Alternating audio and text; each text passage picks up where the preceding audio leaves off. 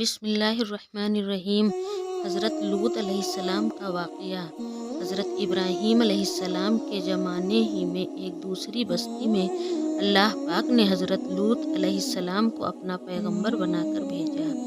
حضرت لوط علیہ السلام کی قوم کے لوگ بڑی بے شرمی کے کام کیا کرتے تھے، چوری ڈاکہ زنا وغیرہ۔ حضرت لوط علیہ السلام نے بار بار سمجھایا کہ تم ایسی بے شرمی کے کام کیوں کرتے ہو جو تم سے پہلے دنیا میں کسی نے نہیں کیے۔ تم عورتوں کو چھوڑ کر لڑکوں سے بے شرمی کی باتیں کرتے ہو۔ ان کی قوم چالوں کو اور کوئی جواب نہیں آیا تو کہنے لگے کہ لوط اور ان کے گھر والوں کو اپنے گاؤں سے نکال دو، یہ بہت پاک بنتے ہیں۔ حضرت لوط علیہ السلام نے پھر سمجھایا کہ دیکھو، جو کچھ میں کہتا ہوں تمہاری ہی بھلائی کے لیے کہتا ہوں۔ میں تم سے یہ نہیں کہتا کہ جو کچھ میں تم کو نصیحت کرتا ہوں اس کے بدلے میں مجھ کو کوئی پیسہ یا مزدوری دو، بلکہ اس کا بدلہ تو مجھ کو اللہ تعالیٰ دیں گے۔ حضرت لوط علیہ السلام کی نصیحت کا ان پر کوئی اثر نہ ہوا اور کہنے لگے کہ جس عذاب سے تو ہم کو ڈراتا ہے، اگر تو سچا ہے تو ایک دن اس عذاب کو ہم پر لے آ۔ پھر کیا ہوا؟ آخر خدا کا غضب جوش میں آیا۔ اللہ کے فرشتوں کو خوبصورت لڑکوں کی شکل میں حضرت لوط علیہ السلام کے مکان پر بھیجا۔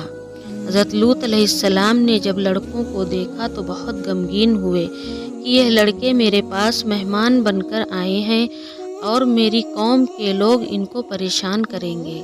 کہنے لگے آج کا دن میری مشکل کا دن ہے۔ حضرت لوط علیہ السلام کی قوم کے لوگوں نے خوبصورت لڑکوں کو ان کے گھر پر دیکھا تو دوڑے ہوئے آئے، کیونکہ یہ لوگ پہلے ہی سے برے کام کرتے تھے۔ حضرت لوط علیہ السلام نے ان سے کہا کہ اے میری قوم، خدا سے ڈرو اور میرے مہمانوں کے بارے میں میری عزت خراب نہ کرو۔ تم میری لڑکیوں سے شادی کر لو، کیا تم میں کوئی بھی بھلا مانس نہیں ہے؟ وہ بولے کہ تم کو معلوم ہے کہ تمہاری بیٹیوں کو ہماری ضرورت نہیں ہے، جو کچھ ہم چاہتے ہیں وہ تم کو معلوم ہے۔ حضرت لوط علیہ السلام نے کہا کاش مجھ میں تمہارے مقابلے کی طاقت ہوتی یا میں کسی مضبوط قلعہ میں ہوتا۔ فرشتے جو خوبصورت لڑکوں کی شکل میں آئے تھے، انہوں نے حضرت لوط علیہ السلام کو اتنا غمگین دیکھا تو کہا اے لوط، ہم تمہارے رب کی طرف سے بھیجے ہوئے فرشتے ہیں، یہ لوگ آپ تک ہرگز نہیں پہنچ سکتے۔ آپ رات کے اندھیرے میں اپنے گھر والوں کو لے کر اس بستی سے چل دیں اور کوئی شخص پیچھے مڑ کر نہ دیکھے، مگر اپنی بیوی کو چھوڑ دینا، کیونکہ وہ کافر ہے، اور جو آفت اس بستی پر آنے والی ہے وہ اس پر بھی پڑے گی۔ اس بستی پر صبح کے قریب اللہ کا عذاب ہوگا۔ حضرت لوط علیہ السلام خدا کے حکم کے باموجب اپنی بیوی کو چھوڑ کر باقیہ اپنے گھر والوں کو لے کر رات کو اس بستی سے چل نکلے۔ صبح کے قریب اللہ تعالیٰ کا عذاب آیا اور اس بستی پر پتھر اور کنکروں کی بارش شروع ہوئی۔ پھر اس بستی کو اٹھا کر الٹا پٹک دیا اور اس کے نیچے اوپر کر دیا، اور وہ بستی جس کے لوگ لڑکوں سے بے شرمی کی باتیں کرتے تھے اور حضرت لوط علیہ السلام کے منع کرنے سے نہیں مانتے تھے، سب فنا ہو گئے۔